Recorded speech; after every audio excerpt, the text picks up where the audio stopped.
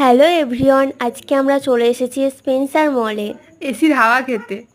ওর কথা বাদ দাও। সোনারপুর থেকে 5:05 সোনারপুর লোকাল ধরে চলে এসেছি বালিগঞ্জে। তারপর আমরা গড়িয়াহাটের মধ্য থেকে পৌঁছে গেলাম স্পেন্সার মলে।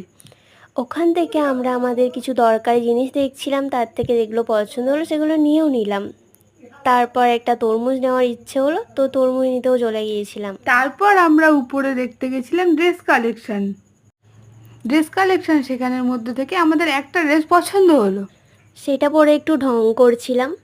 তারপরে ড্রেসের দামটা দেখে हमारा बाप गरीब, दादा गरीब, परदादा गरीब, उसका बाप गरीब, सब गरीब, सातों पुश्ता गरीब।